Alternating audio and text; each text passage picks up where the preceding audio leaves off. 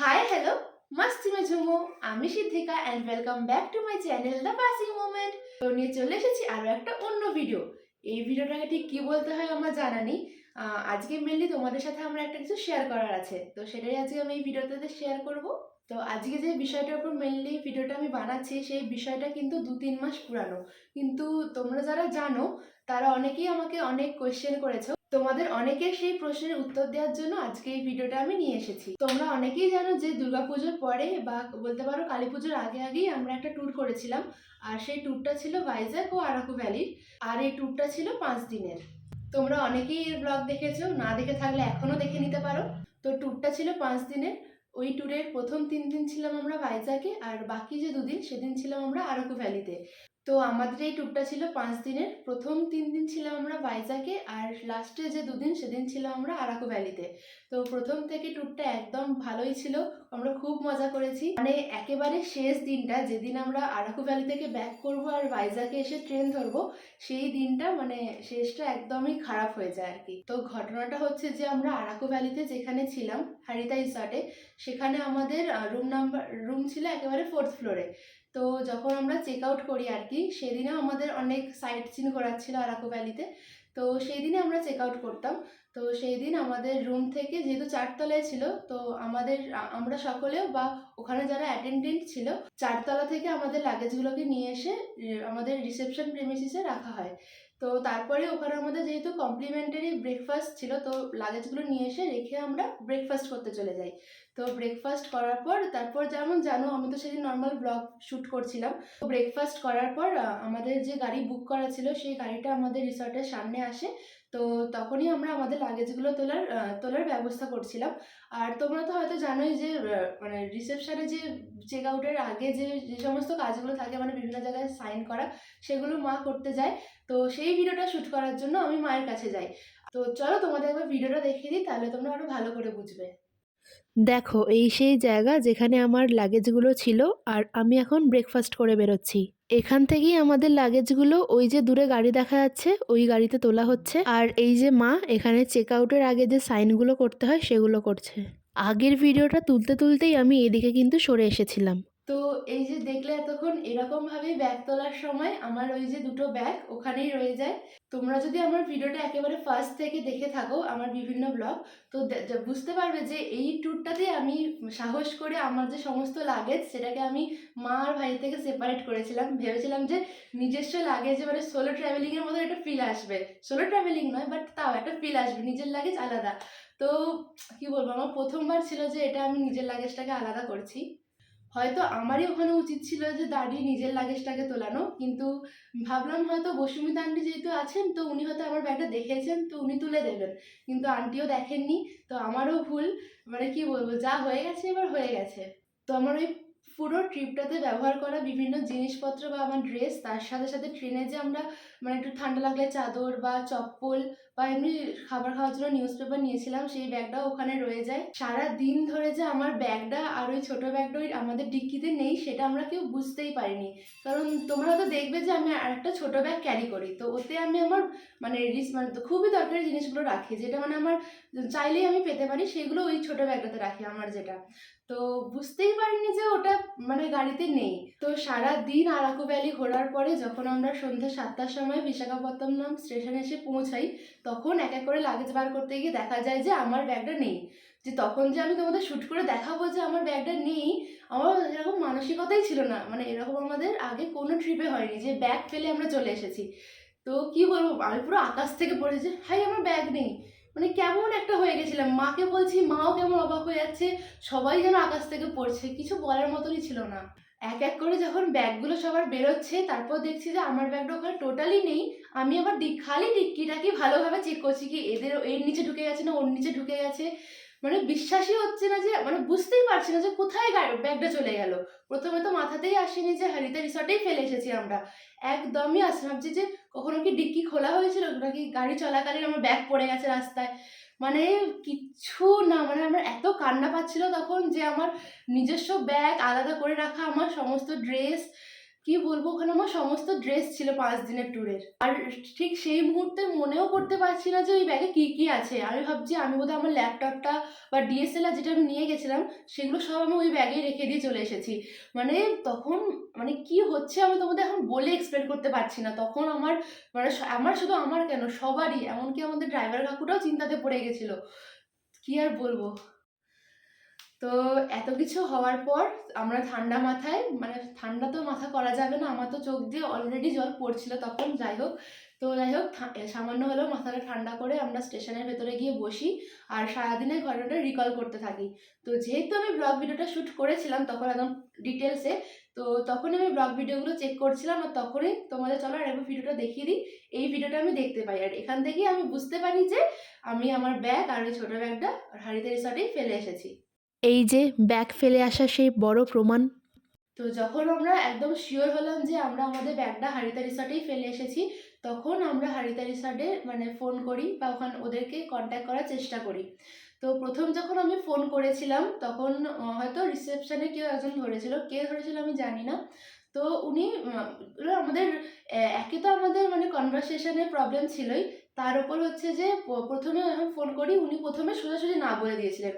তখন তো আরও মানে কেমন একটা হয়ে গেছিলাম আর কি। তো তারপর আমরা ওখানে ম্যানেজারের সঙ্গে কন্ট্যাক্ট করি। তো উনি আমাদের বলেন যে হ্যাঁ, উনি মানে বাই ফোনে আমাদের কিছুই করতে পারবেন না, ওনাদের মেলে আমাদের মানে কি মেল করতে হবে, মানে টোটাল প্রবলেমটা আমাদের জানিয়ে মানে যা হয়েছে সেটা বা এবং সাপোর্টিভ ডকুমেন্ট দিয়ে আমাদের ওনাদের মেল করতে হবে। তো সাপোর্টিং ডকুমেন্ট হিসাবে আমি আমাদের যে ওখানে যে আমরা রুম ছিল, আমাদের রুম বুক করা হয়েছিল তার একটা কপি, আর হচ্ছে যে আমার ব্যাগটার ছবি, তার সাথে সাথে আমি যে ব্লগে বললাম না ব্যাগটা ওখানে ফেলে এসেছি, ওই ব্যাগের ছবিটা ওনাদের পাঠাই। বললাম না ওই যে ভিডিও তোমরা দেখলে আর কি, যে ওনাদের রিসেপশনে আমার ব্যাগটা পড়ে আছে, ওই ব্লগ থেকে স্ক্রিনশট নিয়ে ওনাদের পাঠাই। তো মেল করার পর ওনারা জানান যে ওনারা টোটাল ওই যে লাগেজটা আমাদের এখানে পাঠানোর ব্যবস্থা ইন্ডিয়ান পোস্টালেই করবেন। তো তাতে যে খরচটা পড়বে সেটা টোটালি আমাদের দিতে হবে। তো তখন যে মানসিকতা ছিল, তখন মনে হচ্ছিল শুধু পাঠিয়ে দিন, যত যা খরচ পড়ে আমরা দিয়ে দেবো। তো স্টেশনে বসে বসে আমাদের যে বড় লাগেজটা ওটা ভালোভাবে চেক করে জানতে পারি যে ডিএসএলআর বা ল্যাপটপ কোনো দামি জিনিসই ওই ব্যাগে আমার ছিল না। আর শুধু ছিল বলতে হচ্ছে আমার ল্যাপটপের চার্জারটা ওই ব্যাগে ছিল। কিন্তু যাই হোক, শুধু ওইটাকে দামি জিনিস বলবো না, পুরো ব্যাগটাই আমার কাছে দামি ছিল। বিশ্বাস করো, পুজোয় পাওয়া সব নতুন জামাগুলো আমি নিয়ে গেছিলাম, ওগুলো যদি চলে যেত আমার সত্যিকারে খুবই খারাপ লাগতো।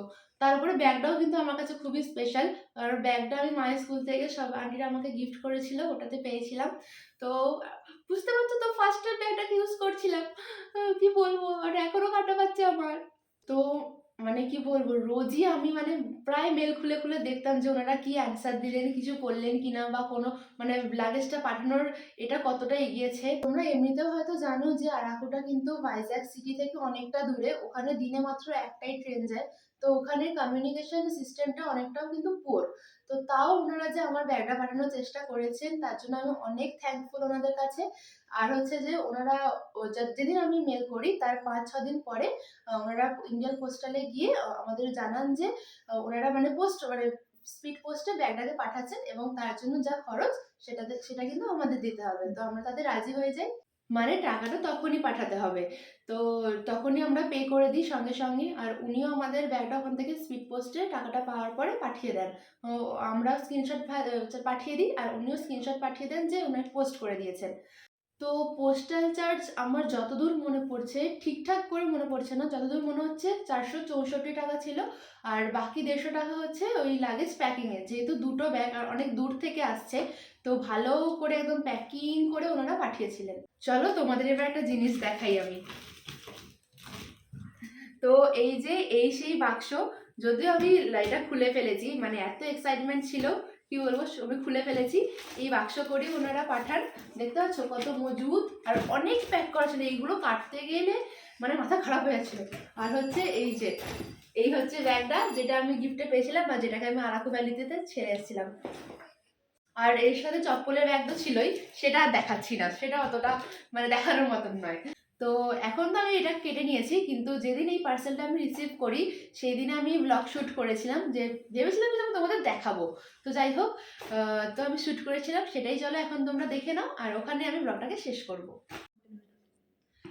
তো ফাইনালি আরাকু ভ্যালি থেকে 610 টাকা খরচ করে এসে গেছে আমার এই পার্সেলটা। তার মানে বুঝতে পারছো এই পার্সেলটা, এই যে জিনিসটা কতগুলো স্টেটকে মানে কি বলে মানে পার করেছে। যেমন অন্ধ্রপ্রদেশ তো করেইছে আরাকু ভ্যালি, তারপর উড়িষ্যা করেছে, আর ওয়েস্ট বেঙ্গলে এত ঘুরে তারপর এসে গেছে হাওড়ায়। তো আমি তো এটাকে খোলার জন্য খুবই এক্সাইটেড, কতদিন পর দেখা পাবো আবার। তো চলো এটাকে ওপেন করা যাক।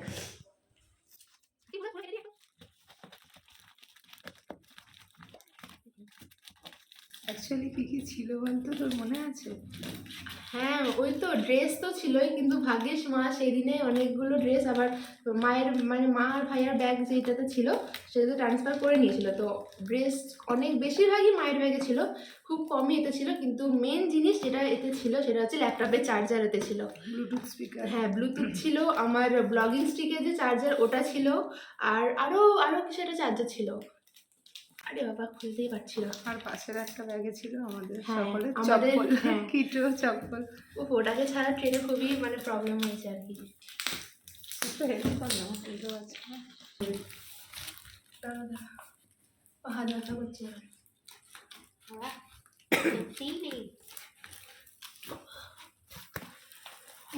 ছিঁড়েই ফেলি আমাদের।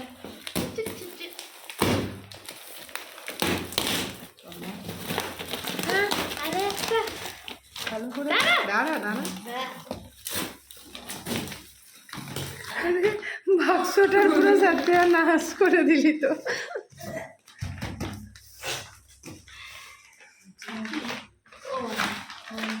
এই তো আরে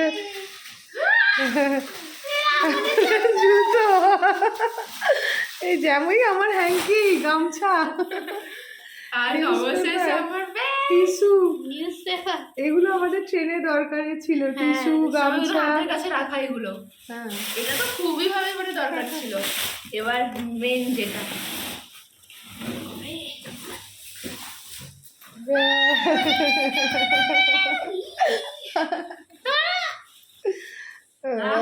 হাড়িদারি শার্টের গন্ধ ছাড়ছে, ওখানে যেমন রুমে গন্ধ ছাড়ছিল। কি এটাকে আমি ট্রেনে খুবই মিস করি। আরো আছে আর কি ভূত খাইকা। এই যে হেডফোন, ও হেডফোনও তো রয়ে গিয়েছিল। আমাদের ওই ট্রলিটার চাবি, ও মেন ট্রলি, মেন লাগেজের মানে চাবি। আমার হাতের ওই অনেকগুলো এক্সেসরিজ, এখানে একটাই আছে, আমি তো কেয়ারলেস ভাবে যেখানে খুশি ঢুকিয়ে দিয়েছিলাম। ব্রাশ, এটাকে তো ট্রেনে মানে ট্রেনে কি রোজই দরকার ছিল, ট্রেনে আমি সেদিন ব্রাশ করিনি। হ্যাঁ কারণ ব্রাশ পাসনি। হ্যাঁ, পাইনি। আর এই যে ব্লুটুথ স্পিকার, আমার জামা, এখানে কেন ল্যাপটপ চার্জার, এইটা সবচেয়ে দরকারি। সবচেয়ে মানে সবার তো দরকার ছিল, সবচেয়ে বেশি দুঃখ হয়েছিল এর, ও গেম খেলে ল্যাপটপে। তো এই যে ল্যাপটপটা বাড়ি এসে অন করার সঙ্গে সঙ্গেই শাটডাউন হ্যাঁ, হয়ে মানে গেছে। পুরো 5% চার্জ ছিল। এরকম করে খুলেছি, ভাবলাম যতগুলো ওতে ভিডিও মানে ব্লগে ট্রান্সফার করা আছে ওগুলোকে নিয়ে নেবো, যতটা চার্জ আছে আর কি। এরকম করে খুলেছি, মানে ফোনের কর্ড লাগাতে লাগাতে ব্যাস চার্জ শেষ, বন্ধ। কিরে তুই এবার আমি চাচ্ছি, আমি আমার জিনিস পেয়ে গেছি, আমি অনেকদিন গেম খেলিনি, এটা দিয়ে চলো টাটা। আর নর্মাল আমাদের জামা সব পেয়েছি। বেডশিটও ছিল না একটা? হয়তো অনেক কিছু অনেক দামি তেমন কিছু না, তবে ওর সব ড্রেস, ল্যাপটপ চার্জার, আর ওর ব্যাগটাও নতুন। হ্যাঁ, মিল গায়া। তো শেষমেশ এইটুখানি বলার যে হারিদা রিসর্টকে আমি খুবই থ্যাংক ইউ জানাচ্ছি, যে ওনারা আমার প্রবলেমটা শোনার পরে এত তাড়াতাড়ি অ্যাকশন নিয়েছেন। শুধু সমস্যাটা এটা হচ্ছে যে আমরা 8 তারিখে ওখান থেকে চেক আউট করেছি, সেই দিনই রাতে ওনাদের জানিয়েছিলাম। তো 9 তারিখে বিশেষ মানে ওনারা তো কাজে ব্যস্ত ছিলেন, বিশেষ কিছু হয়নি। কিন্তু 10 তারিখে ওনারা জানান যে ওনারা পোস্টের মাধ্যমে আমাদের এই পার্সেলগুলোকে পাঠাচ্ছেন। আর 11-12-র মধ্যে 12 তারিখে লাস্ট আপডেট ছিল ওড়িশার ভুবনেশ্বরে। আজ 18 তারিখ, তার মানে ভুবনেশ্বর থেকে ভুবনেশ্বরে 12তে পৌঁছেছিল, তো আবার মানে 12 থেকে 18 6 দিন লেগে গেল ভুবনেশ্বর থেকে মানে ওয়েস্ট বেঙ্গলে ঢুকতে বা হাওড়াতে এসে পৌঁছতে। তো অনেকটাই অ্যাকচুয়ালি late। আমরা কোনো আপডেটই পাচ্ছিলাম না হ্যাঁ, বাবা। আমরা মেনলি যেখানে দেখছিলাম মানে ইন্ডিয়ান পোস্টের যে লিঙ্কটা আমাদের দেওয়া হয়েছিল ওখানে দেখছিলাম লাস্ট ওখানে আপডেট ছিল মানে ভুবনেশ্বরে। আমরা 12 তারিখেরও অনেকদিন পরে খুলে দেখেছিলাম, সেখানেও তখন মানে ভুবনেশ্বর 12 থেকে দেখাচ্ছিল। 17 পর্যন্ত কোনো হ্যাঁ, আপডেট ছিল না, হ্যাঁ, যে তো ওখান আমরা থেকেই তখন ডিসপ্যাচ হয়েছে হ্যাঁ, সেটাই লাস্ট। তো তখন আমরা একটু মানে টেনসড হয়ে গেছিলাম যে কি হলো, ওখানেই আটকে আছে কেন প্যাকেজটা। আমার তো আবার নেগেটিভ থট আসছিল, আমি ভাবছিলাম আমার লাগেজটাকে মানে আমার প্যাকেজটাকে বোধহয় ওখানে ফেলে দিয়ে ওরা চলে গেছে বা ওরা হয়তো এসে গেছে, আমি এরকম ভাবছিলাম। কিন্তু না, শেষমেশ এলো। তো সবাইকে যারা এর মধ্যে যুক্ত ছিলেন, যারা যারা হেল্প করেছেন, তাদেরকে সকলকে জানাই খুব খুব থ্যাংক ইউ। ইন্ডিয়া পোস্টকে জানাই thank you thank you thank you so much for help me in this problem. তো চলো আমার এই অদ্ভুত বা থ্যাঙ্কস গিভিং ব্লগটাকে এখানেই শেষ করছি। মানে মানুষ কতটা কেয়ারলেস হতে পারে আমার মতন, মানে সবারই হয়তো একটু একটু প্রবলেম মানে একটু হলেও প্রবলেম ছিল সবার মাঝেই। তো তাও আমি যেহেতু নিজের প্যাকেজ মানে লাগেজটা ক্যারি করছি, তো আমার মেন দায়িত্ব ছিল যে ভিডিও তোলার সাথে সাথেও লাগেজটাকে নিয়ে বেরোনো, কিন্তু আমি যথারীতি করিনি। তো যাই হোক, যা মানে তুই হয়েছে- ভিডিওটা তুলছিলিস এবং সেই জায়গাটা ছিলিস না, হ্যাঁ, সেই তো যাই হোক, যা হওয়ার হয়ে গেছে, পেয়ে গেছি আমি আমার লাগেজ। নেক্সট টাইম কেয়ারফুল থাকিস। হ্যাঁ, নেক্সট টাইম অবভিয়াসলি কেয়ারফুল থাকবো। আমি এই ব্যাগটাকে নিয়ে আমার ব্যাগতে যাবো। আমার আলাদা প্যাকেজ আমি আবার করবো। তো ঠিক আছে, যাই হোক, আজকের এই অদ্ভুত ব্লগটাকে আমি এখানেই শেষ করছি। আশা করছি তোমাদের ভালো লেগেছে। হ্যাঁ, অদ্ভুত ব্লগ তো সব অবভিয়াসলি ভালো লাগবেই। একদম মানে আমি এরকম কন্টেন্ট আগে কোনোদিনও মাথাতেও আসেনি, তো সত্যিকারে হয়েছে। তো বলতে পারছি তোমাদের। তো ঠিক আছে, চলো দেখা হচ্ছে পরের ভিডিওতে। ততক্ষণ সবাই ভালো থেকো, সুস্থ থেকো। তো টাটা।